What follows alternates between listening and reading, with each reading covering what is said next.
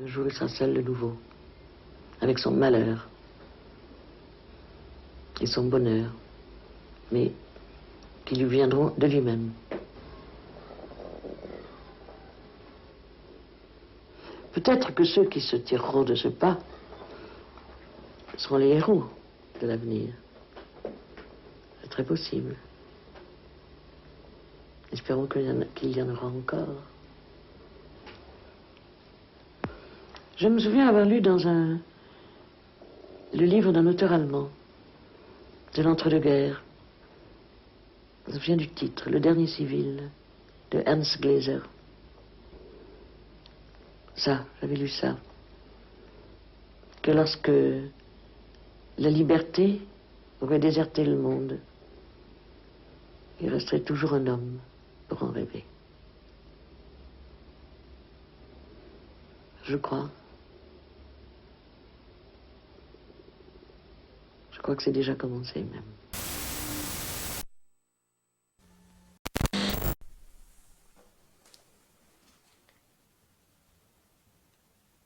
La nuit est définitivement tombée et le jour ne se lèvera plus. Ils ont, par la guerre, effacé l'ancien monde qui a fini par s'éteindre. Il ne reste rien, ni personne. Les autres êtres humains ont disparu de la surface de la terre. Tous éradiqués. Nous sommes, mes deux frères et moi-même, les seuls survivants. Il n'y a à cela aucune raison. Cela fait environ 4 ans que nous vivons dans cette pièce. Je suis la Benjamine de ma fratrie. L'on m'appelle troisième, selon l'ordre de nos naissances. Nous appelons notre aîné premier et notre cadet deuxième. Nos prénoms d'avant n'ont plus raison d'exister. Lors de ma dernière chasse, j'appelle chasse les randonnées itinérantes de plusieurs jours que je fais afin de chercher des vivres. Lors de ma dernière chasse, donc, j'ai trouvé cette caméra. Par chance, il reste quelques minutes de batterie. Ce document n'est destiné à personne, car personne ne le verra.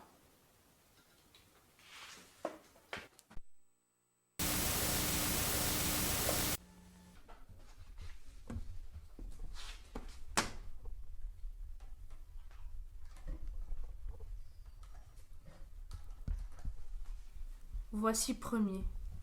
Son unique activité réside dans la recherche d'une fréquence avec cette vieille radio à pile.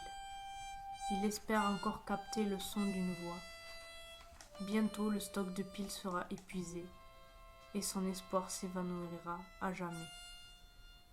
Sa hernie discale qu'il traîne depuis l'ancien monde a fini par lui paralyser sa jambe droite il y a quelques mois, faute de soins.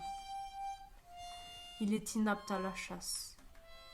Il arrive qu'il quitte cette pièce en boitant pour aller passer de longues heures sur la plaine.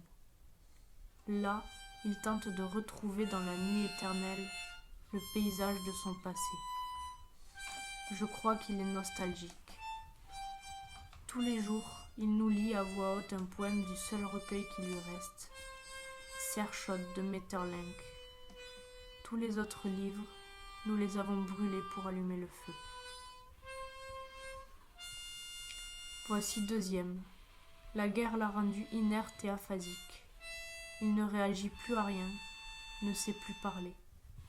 Son regard reste vide en permanence. Ses yeux, sans étincelle aucune, regardent au loin un nulle part de ténèbres. Il a gardé son vieil harmonica. Il essaie souvent d'en jouer. C'est la seule chose qu'il peut encore faire.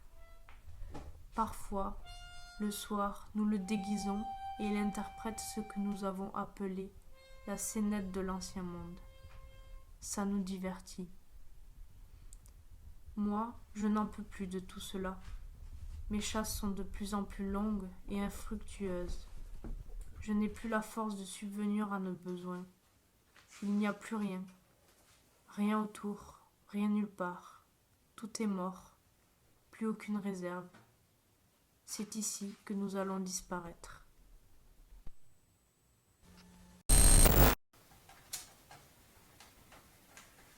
C'est difficile. Difficile. Que dis-tu?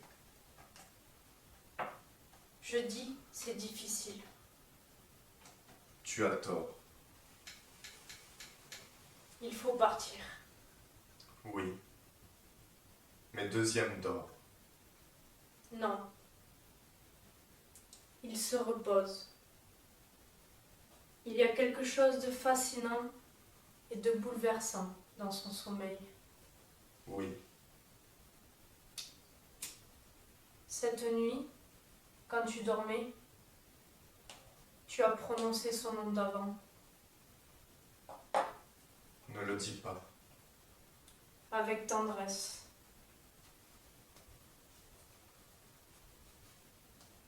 Je ne dormais pas. Je fais semblant de dormir. Nous sommes tous dans cet état. Sauf lui. Lui dort. Nous devons partir. Qu'est-ce qui nous presserait? Il n'y a plus rien ici. Il n'y a plus rien nulle part. Allons plus loin, dans la forêt. Pourquoi la forêt? Alors dans les plaines. Allons quelque part. Non. Dehors est un site protégé. Nous ne pouvons y rester longtemps. Et survivre ici, toujours. Ici, plutôt qu'ailleurs.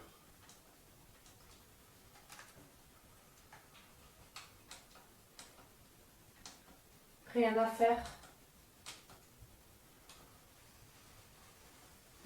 Je commence à le croire.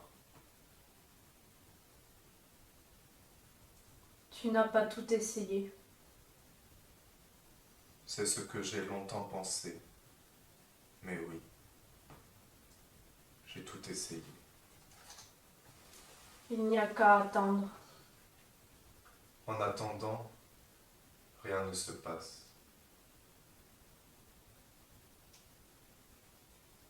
Tu crois qu'il est mort? Non. Il se repose. J'aimerais mieux qu'il danse. Ce serait plus heureux. Tout à l'heure, nous lui ferons faire la scénette de l'ancien monde. Tu es heureuse. Je ne sais pas. C'est bon signe.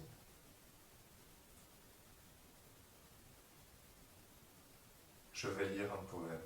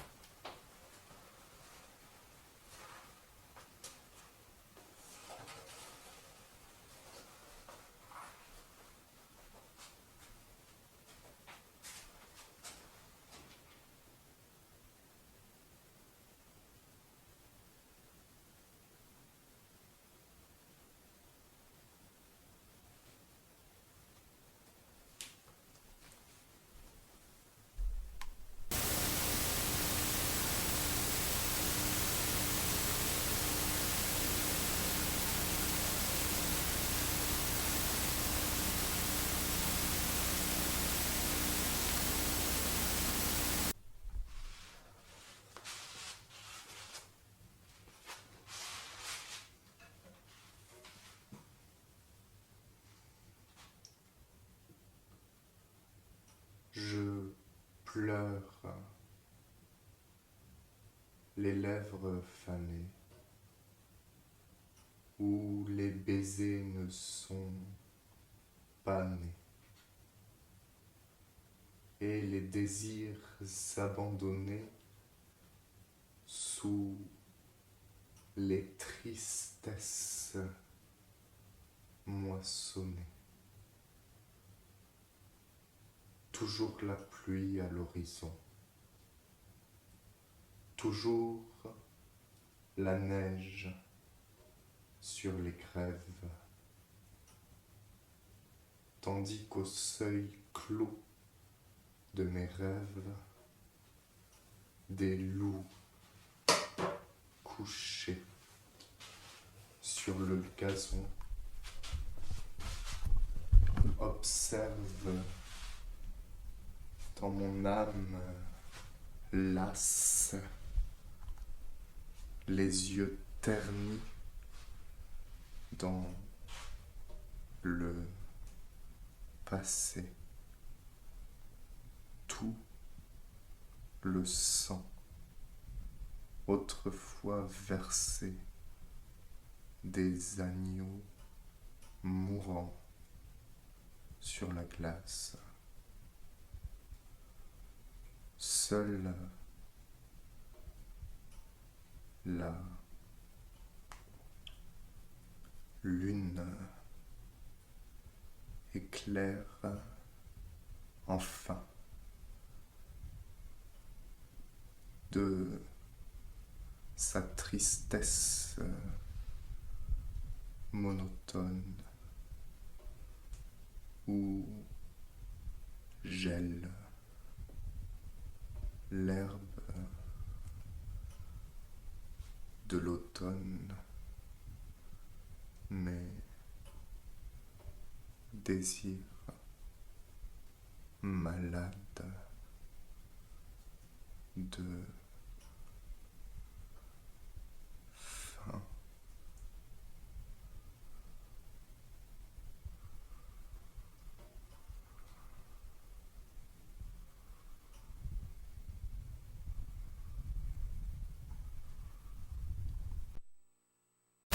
Voici la scénette de l'ancien monde, interprétée par deuxième.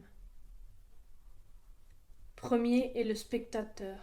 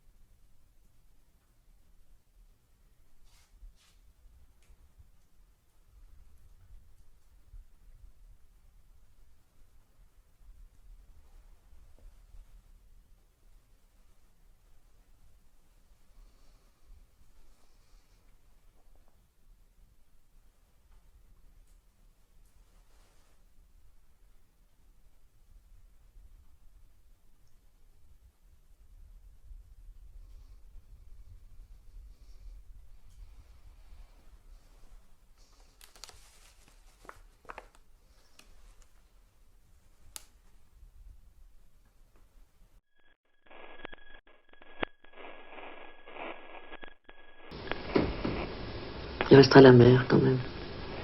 Les océans. Et puis la lecture.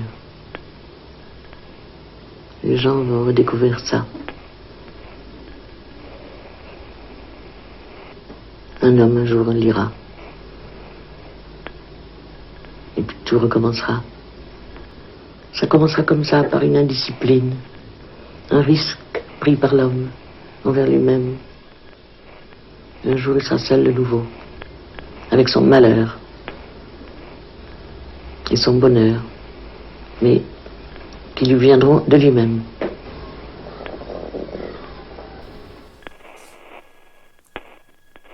Troisième.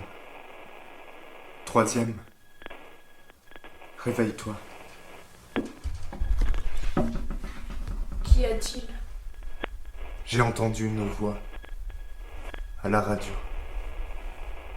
C'est impossible.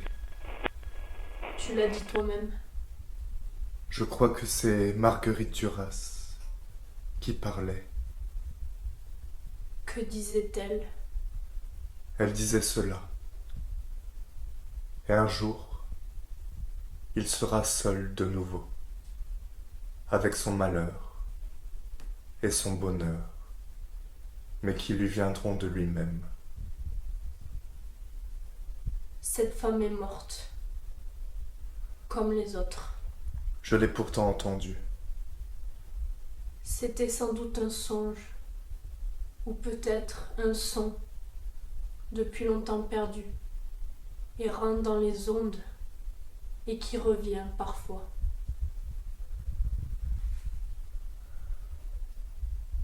Peut-on espérer encore?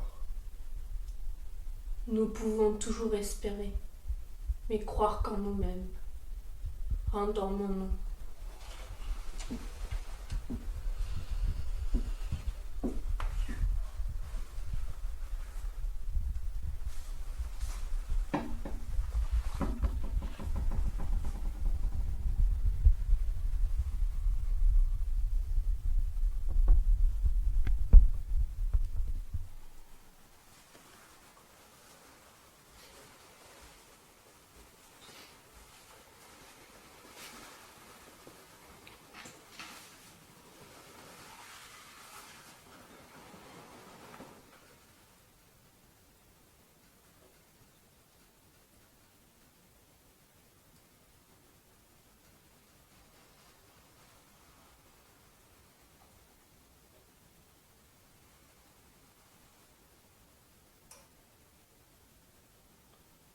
Lorsque la liberté aura déserté le monde, il restera toujours un homme pour en rêver.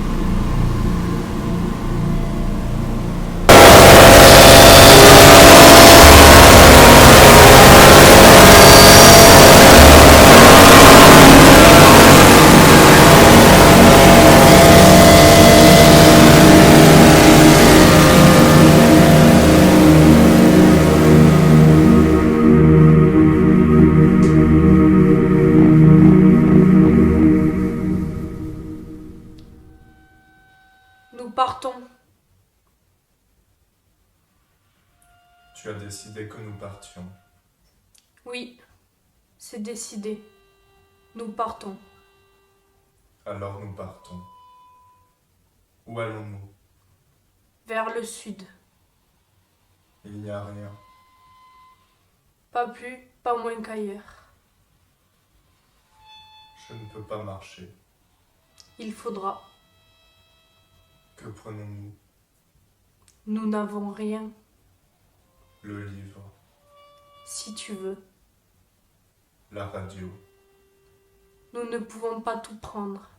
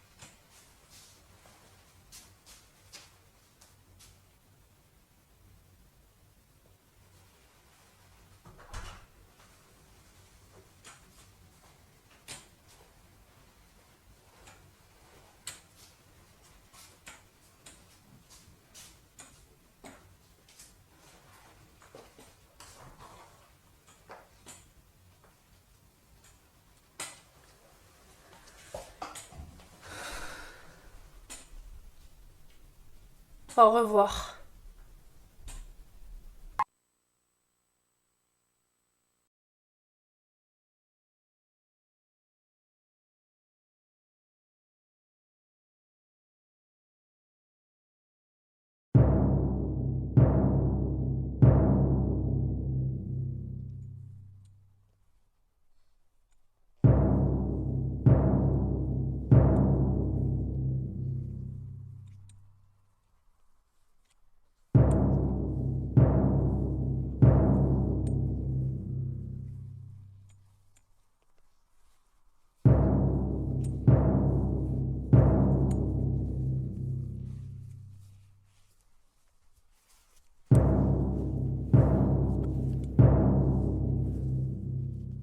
Je vous rejoins.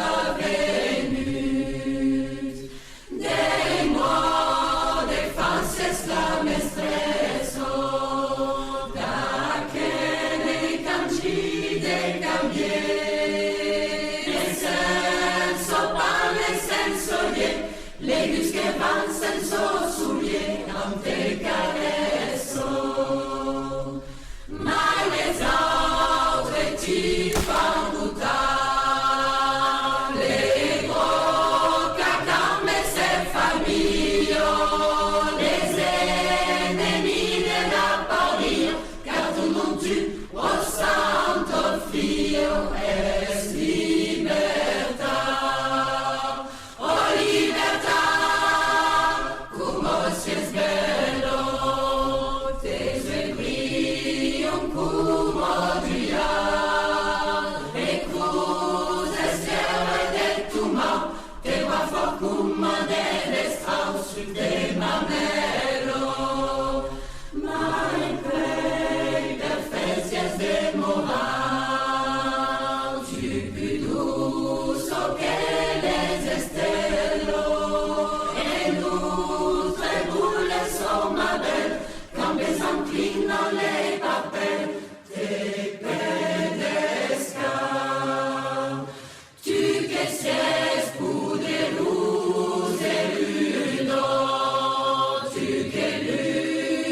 vie.